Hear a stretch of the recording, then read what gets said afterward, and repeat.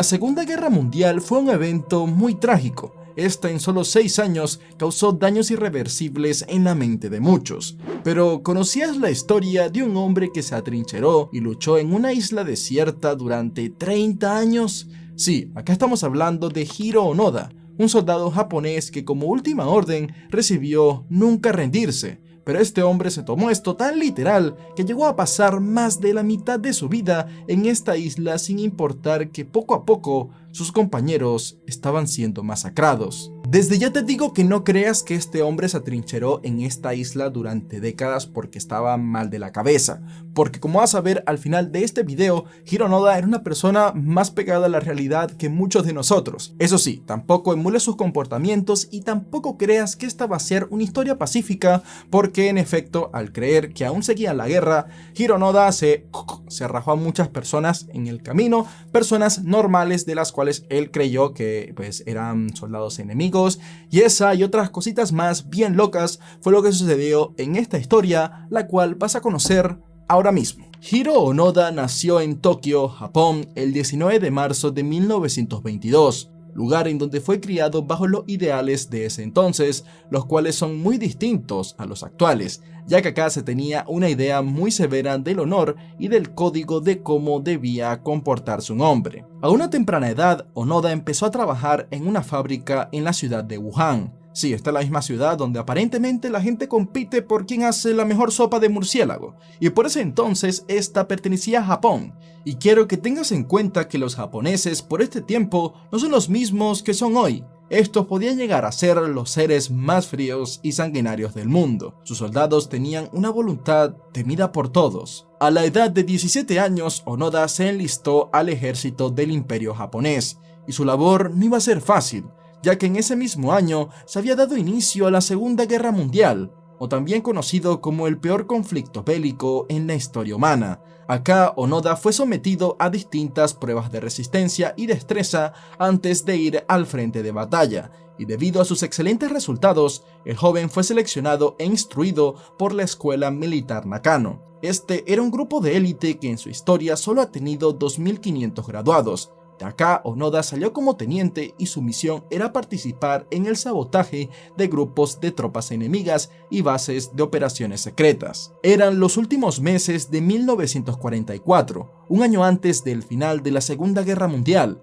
El imperio japonés comenzaba a perder fuerza y ya como teniente, Onoda fue enviado junto con otros 43 soldados del grupo especial a la remota isla filipina de Lubang.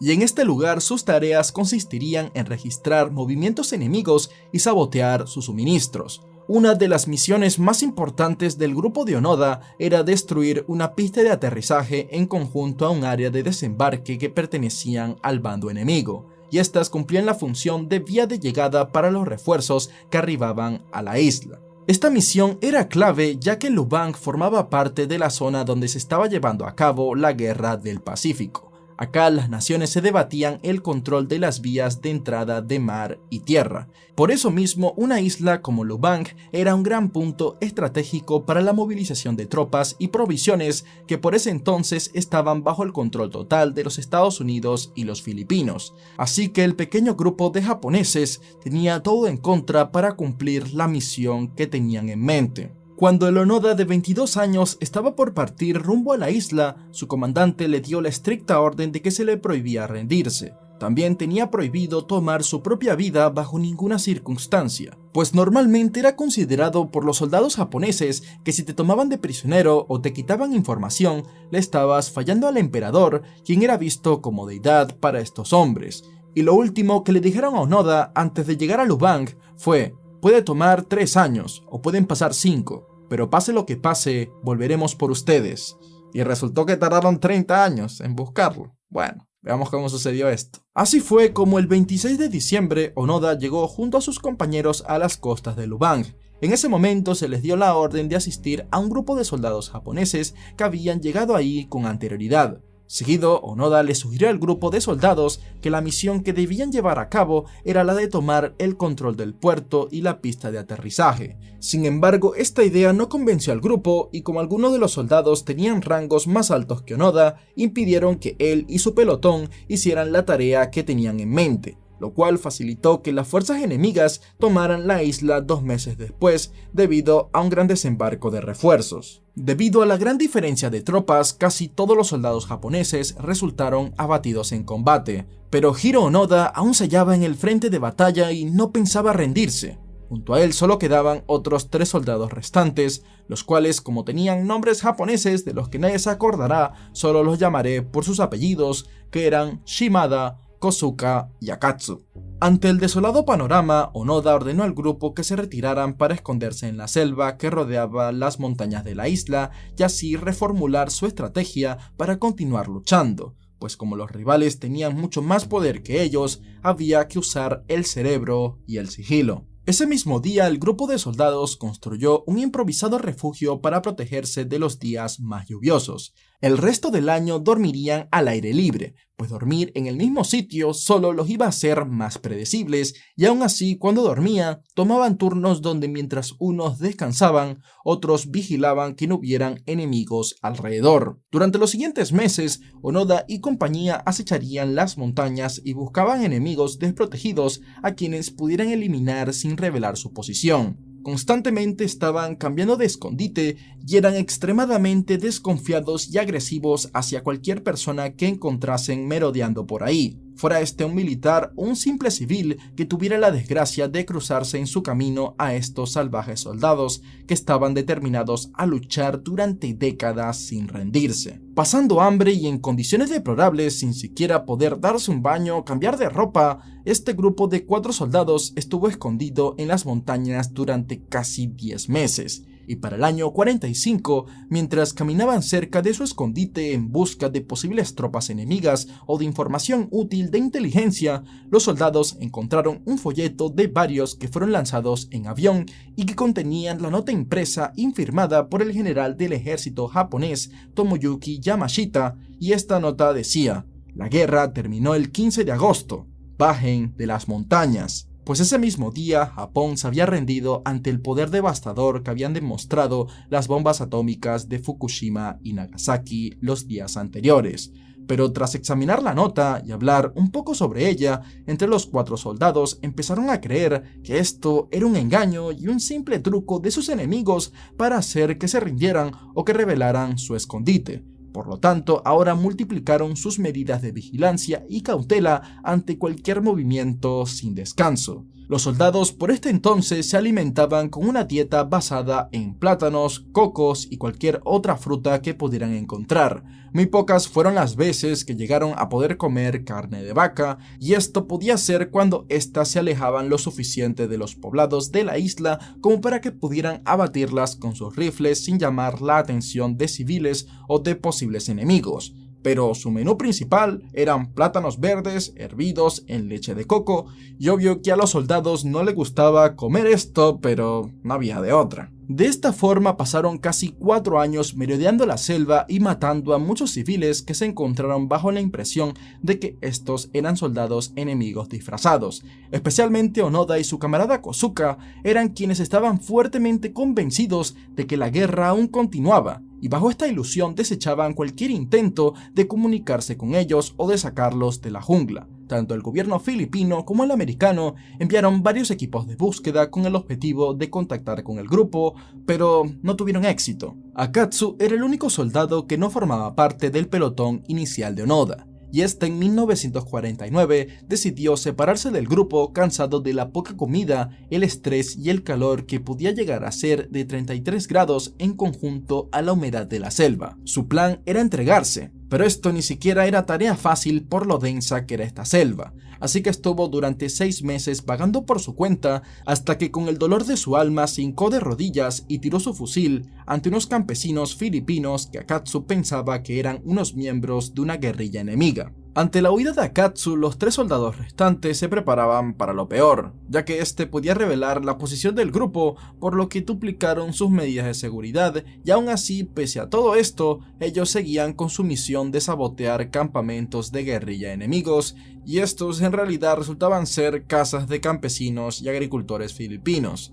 Además, les quemaban el arroz y otros cultivos, y saqueaban todo lo que podían. Durante su estadía en la selva después de la guerra, a estos soldados se les atribuyen al menos 30 muertes en total entre civiles y oficiales a quienes asesinaron creyendo que se trataba de soldados americanos o europeos. Más tarde, los 3 soldados encontrarían una nota firmada por Akatsu y en esta él les notificaba de que la guerra de verdad había terminado hace más de 4 años. Pero en vez de creer eso, en su paranoia, los 3 soldados al ver la nota se convencieron de que Akatsu sí había sido tomado como prisionero por las fuerzas enemigas y ahora estaba siendo forzado a cooperar con ellos para encontrarlos. Y al otro día, después de encontrarse con este mensaje, se logró escuchar una voz hablando a través de un megáfono que decía que la guerra en realidad había concluido en agosto de 1945 y que tenían 72 horas para rendirse. Aunque el mensaje estaba recitado en un japonés fluido, Onoda y compañía seguían creyendo que todo era un engaño.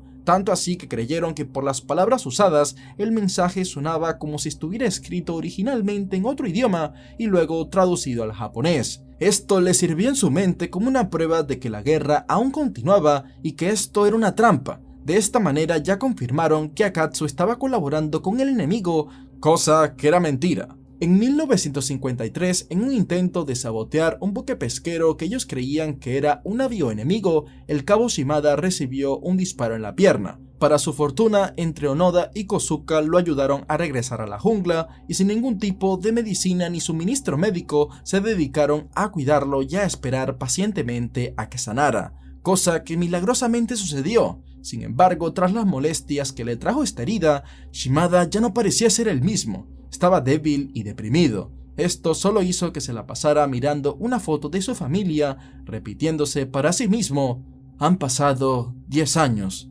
10 años enteros.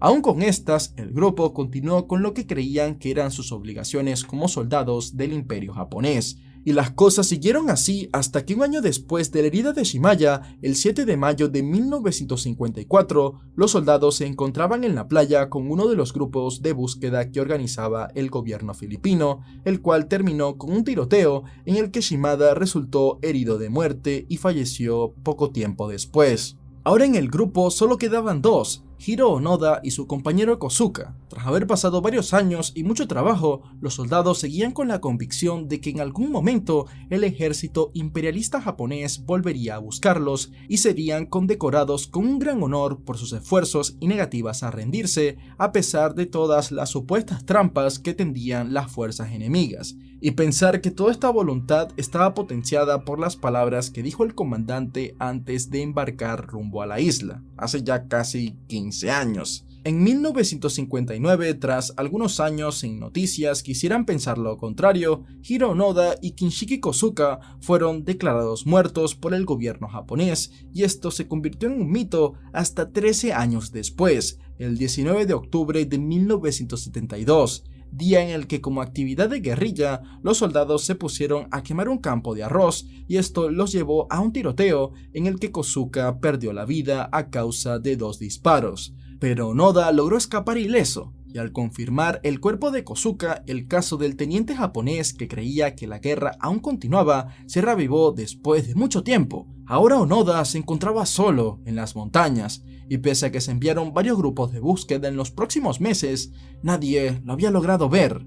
Así continuaron las cosas hasta que en el año 1974, un joven que abandonó la universidad llamado Norio Suzuki viajó a Lubang siguiendo una lista de cosas que quería encontrar mientras recorría el mundo. Lo primero que quería encontrar era al teniente Onoda, seguido un panda y por último un yeti. Tras varios días de merodear por la isla filipina, aunque no se encontraría con un panda y mucho menos con un yeti, Norio se toparía de frente con un hombre de aspecto salvaje y sucio. Y este hombre resultó ser el teniente Hiro Onoda, quien para este punto ya había tomado el nivel de leyenda, y para suerte del joven, Onoda no lo atacó ni creyó que fuera un soldado enemigo.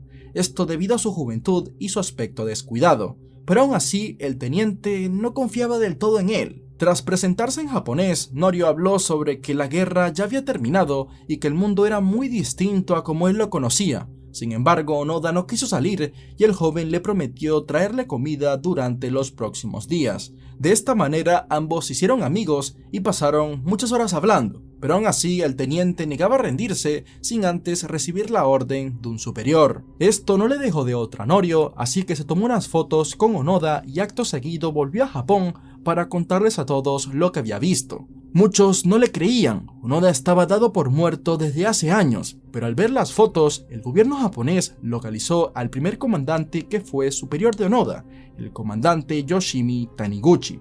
Este era el mismo hombre que antes de partir a Lubang le dio a Onoda esas órdenes que sonaron durante décadas en su cabeza, y Taniguchi llegaría a la isla filipina el 9 de marzo de 1974 informándole a Onoda sobre la derrota de Japón, tras lo cual le ordenó a bajar sus armas y le dijo que podía volver a casa, recordándole la promesa que le había dicho de que pase lo que pase, volveremos por ti. Bueno, no se demoró mucho, solo 30 años, casi nada. Onoda, con su aspecto salvaje producto de lo que había vivido, fue recibido como una leyenda y celebridad en Japón. Él se rindió y se disculpó ante los filipinos cuando se enteró del daño que le llegó a hacer a varios civiles. Para este entonces su fusil de cerrojo Arisaka, pese a estar 30 años a la intemperie, aún seguía funcionando, y este llevaba consigo 500 municiones de fusil y varias granadas de mano. A pesar de verse involucrado en la muerte de más de 30 personas en la isla y participar en varios tiroteos contra la policía, se tuvieron en cuenta las circunstancias del hombre y se determinó que como Onoda estaba bajo la intensa convicción de que la guerra aún continuaba, el presidente Ferdinand Marcos, que en ese momento gobernaba Filipinas, lo indultó y le otorgó el perdón presidencial. En su bienvenida a Japón, Onoda fue examinado por distintos doctores, los cuales dijeron sin dudas que el hombre estaba en una sorprendente condición física a pesar de sus 52 años y pasar más de la mitad de su vida en una isla remota con escaso alimento. Onoda pronto logró tener una muy buena relación con sus hermanos, era como si los años no hubiesen pasado. Además que tras varias ofertas aceptó publicar una autobiografía que se llamó Sin rendición, mi guerra de 30 años, en la que contaba desde su perspectiva esta loca historia que había vivido. Acá detallaba cómo logró sobrevivir